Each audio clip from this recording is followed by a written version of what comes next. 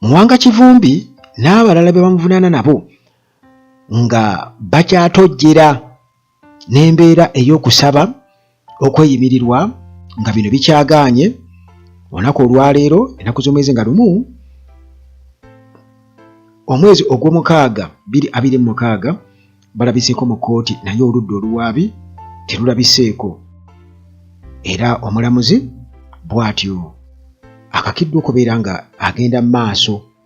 okubeera nga awulira bail application okusaba okweyimirirwa ku ludda olwawaabirwa, newankubadde nga state prosecutors tebalabiseeko. Kakati state yo ewakanya okusaba okweyimirirwa okwa eyali omubaka wa Butambala County Mohamed Muwanga Kivumbi n'abalala 24 be bamuvunaana nabo essaawa eno nga bali ku misango egy'amaanyi egy'obutujju. Kakati oludda oluwaabi ttiimu yaabwe bwetyo erina ensonga eziwerako,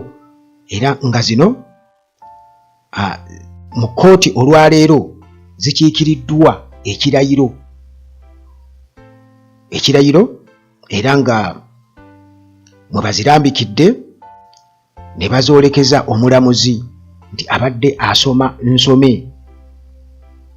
era bwe batyo nga mwe mubadde okunoonyereza kwonna ku nsonga eno, era nga bo mu kuwakanya okweyimirirwa bagamba nti okunoonyereza kukyagenda mu maaso, nga bwe batyo balabula nti abasaba okweyimirirwa bwe batyo bayinza okubeera nga ate beenyigira mu kukyankalanya obujulizi oba abajulizi, bwe batyo ne babeera nga bakyankalanyiza ddala judicial processes eziyinza okubeera nga ziddirira singa babeera nti bateereddwa okugenda mu general public.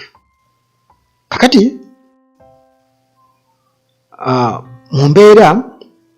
ey'okusaba okweyimirirwa bwe batyo munnange olunaku lwa Mande omulamuzi Susan Okalani ku Internal Crimes Division ICD of the High Court wano mu Kampala, era nga session ebaddewo ebitali bya bulijjo nti embeera ekyuseemu kubanga Attorney General State Attorney rather nti alemereddwa okuba nti atuuka mu kkooti mu budde, era kkooti bwetyo n'ekitegeera nti wabaddewo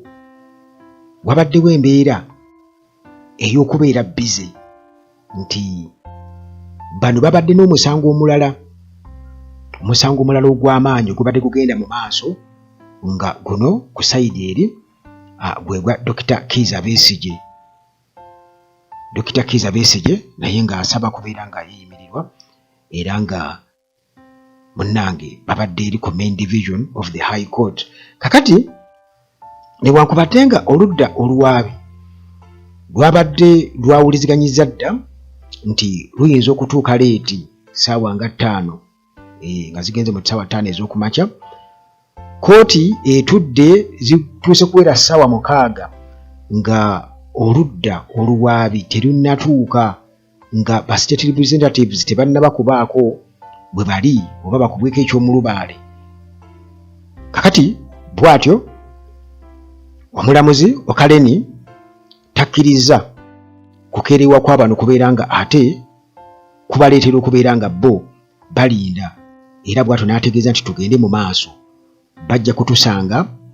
along the way nga tulina bwe tutuuse. Kati omulamuzi Okaleni bw'atyo bw'ategeezeza era n'akkiriza oludda olwawaabirwa defense team okubeera nga bwe batyo bawaayo submissions zaabwe. Kati newankubadde nga state attorney tabaddeewo, kkooti baleese kooti bwetyo esobodde okubeera nga ewa defense team copy eya state's affidavit nga eno ewakanya bail, ewakanya okusaba okweyimirirwa, era nga document eno bwetyo ebirabyo byakubiddwa butereevu Assistant Superintendent of Police DASP John Mary Rwebuga, ono nga investigating officer nga ali attached ku Butambala Police Station. Kakati kino nekireetera defense team nga eno ekulemberwamu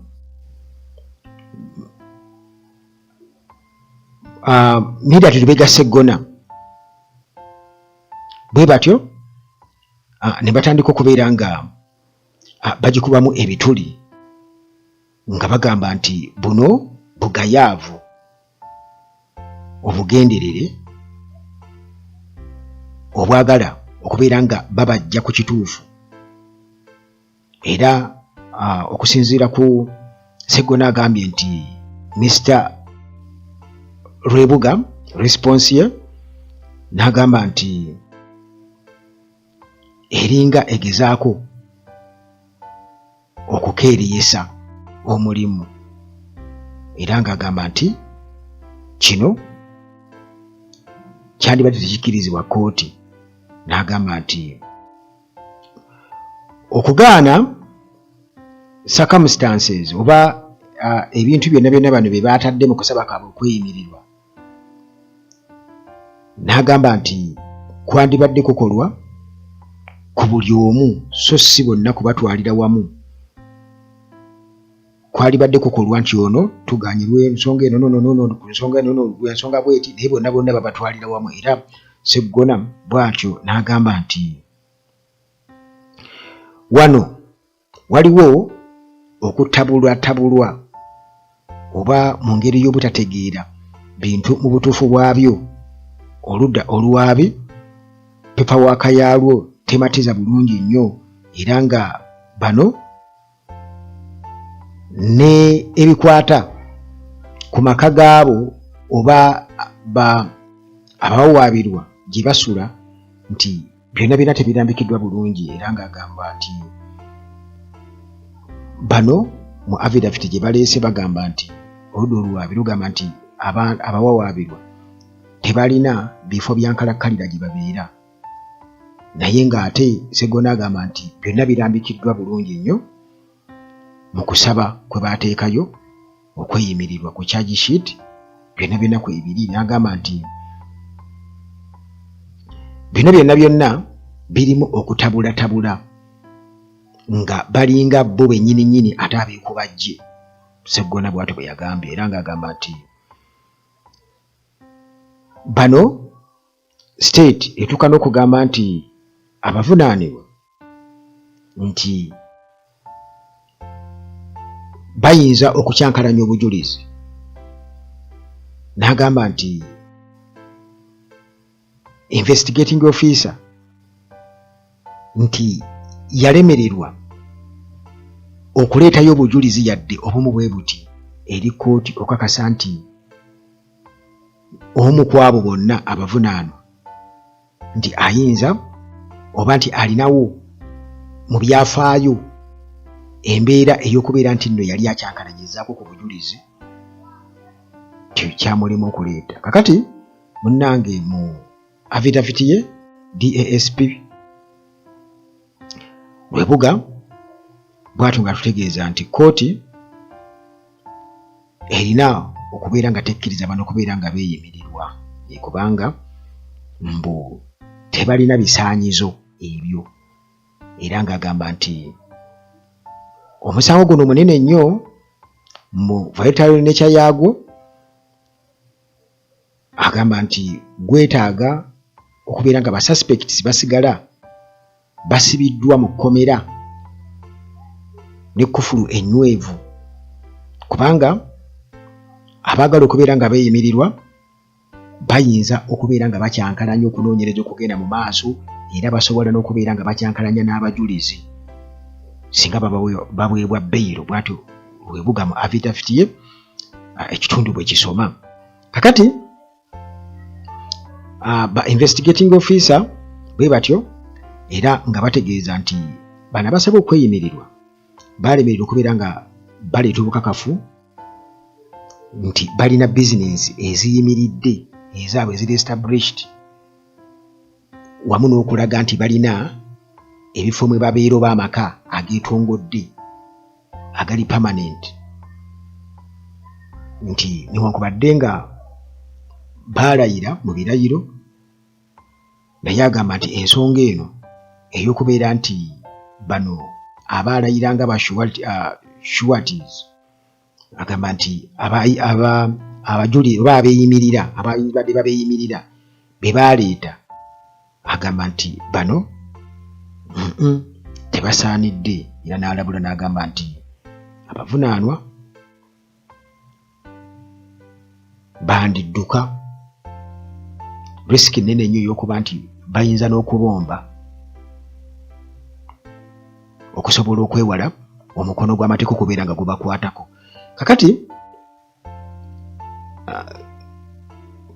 Kivumbi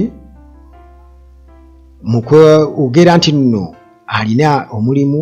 katugize akola yeeyogerako nga statesman era omukulu Rwebuga nga Kivumbi ogamba nti muntu mugonvu law abiding citizen era nga statesman. Rwebuga yagamba nti ekyo si kituufu, yagamba si kituufu n'akamu nti applicant ono Kivumbi statesman Rwebuga bw'atyo bw'agamba mu affidavit ye agamba nti ono ekisooka takyali mubaka wa Butambala County wabula yali ate era tayinaawo kakiiko essaawa eno mu palamenti mu bukiiko bwa palamenti konna kaaliko essaawa eno era takyakulira takyalina influence mu committee on commission statutory authorities and state enterprises COSASET takyakakulira kubanga takyali mubaka wa palamenti kulu Rwebuga bw'atyo bw'agamba.